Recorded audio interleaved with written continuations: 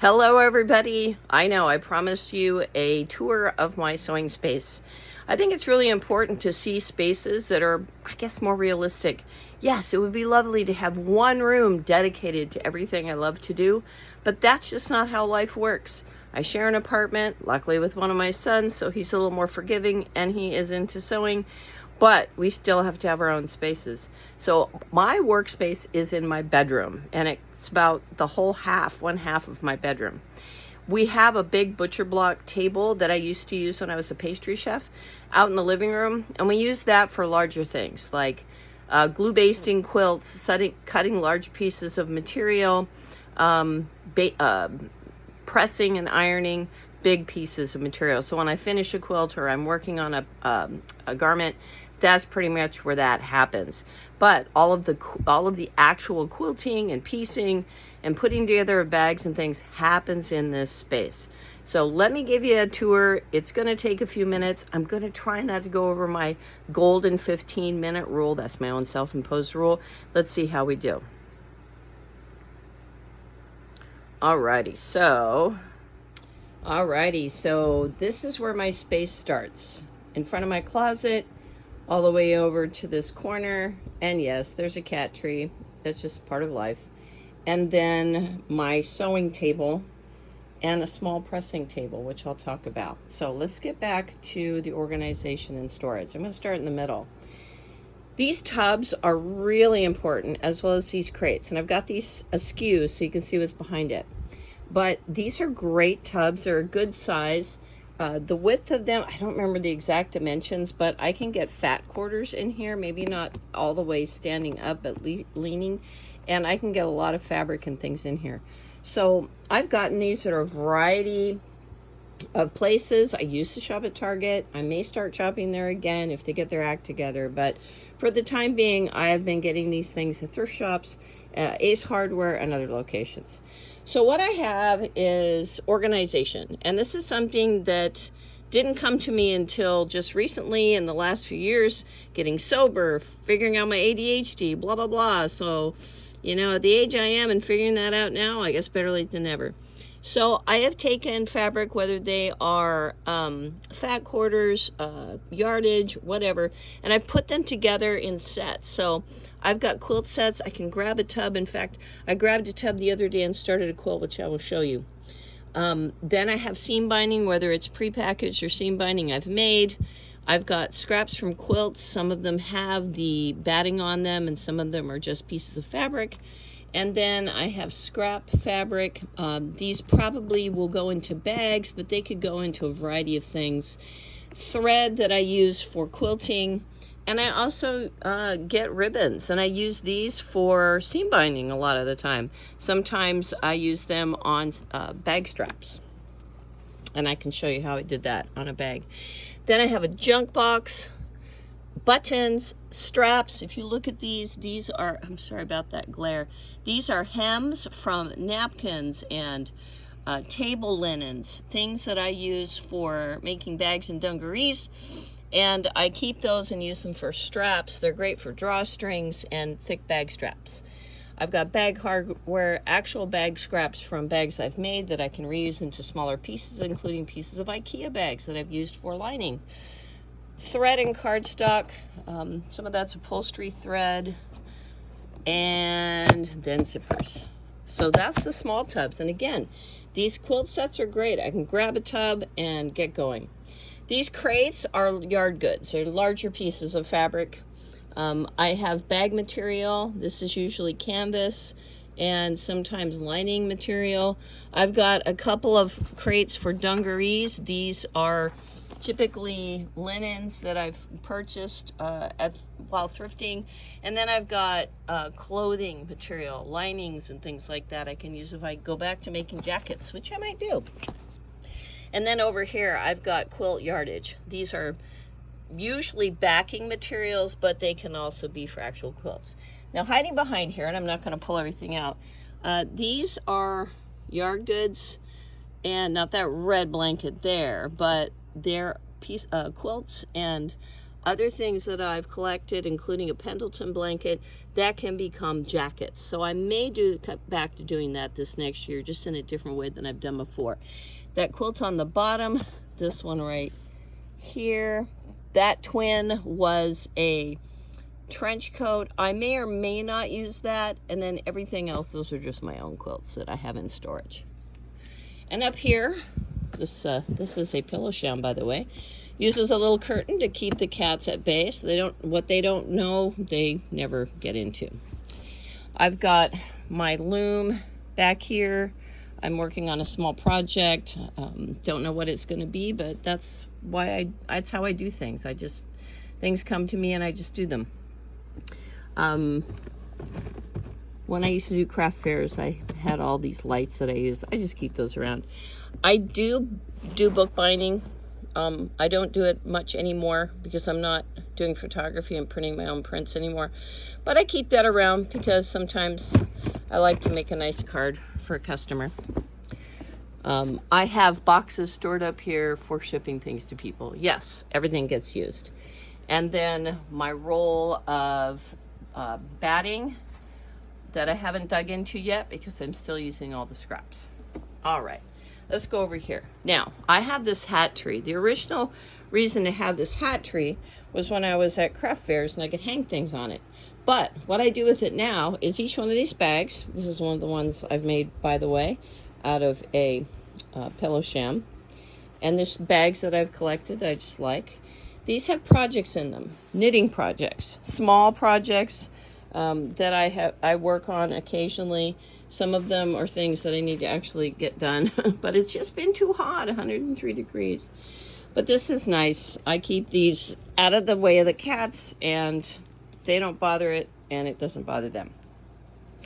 Then over here, I have a basket of some yarns that aren't really for anything in particular right now, but I keep them in this wonderful basket from, I'm sorry, I don't know what part of Africa, handmade. I just thought it was really great. I got it at one of the fiber fairs in California, and I keep it covered with this wonderful piece that my oldest sister Marcy made many years ago that I've had, gosh, it's probably over 40 years old.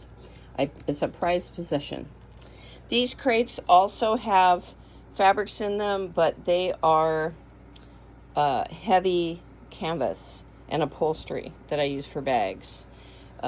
This is a piece that my sister just sent me. It's some Waverly fabric, which I personally think would make a great chore coat. My son has argued it would be a bag. Some backing fabric that I have left over, just some random stuff. Sometimes you have random stuff. And this is the batting that I just put together. You can see it's been pieced for a quilt I'm working on. I haven't decided how big that quilt's going to be yet. In my closet, with a lot of cedar blocks, I have my wool yarn. Now this little quilt I did not make. I found it while thrifting. I just have a couple of these clip hooks on it so I can take it away.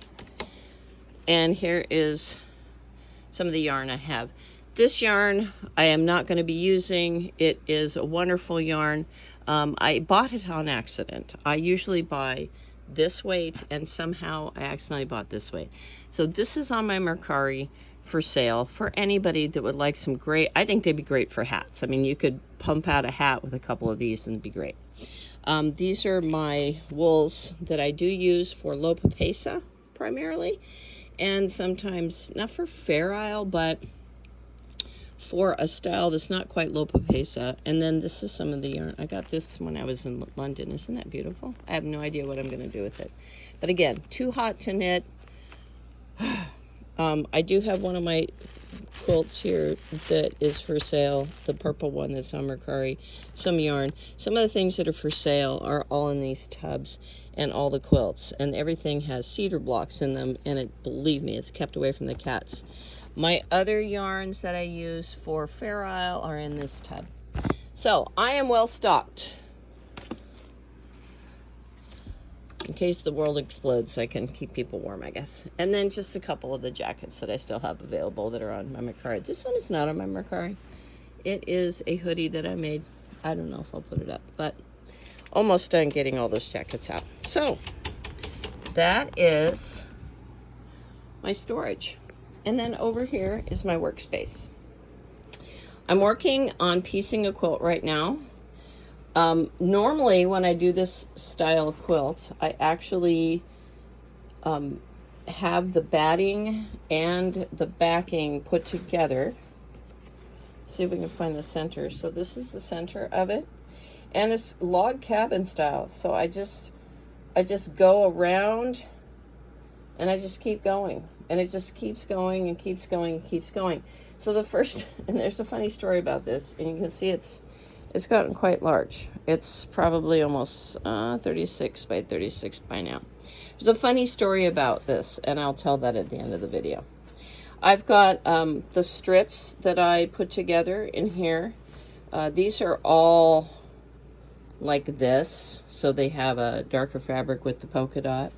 And then I have some other ones, different combinations here and sizes.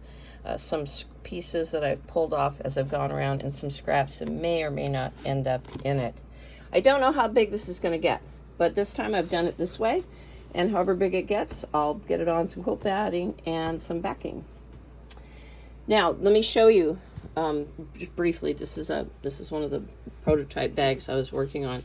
This is where I used ribbon for backing. I don't have any interfacing in this. It's just the same bag fabric, and I just used a ribbon, and you can see, ooh, I don't know if you get close.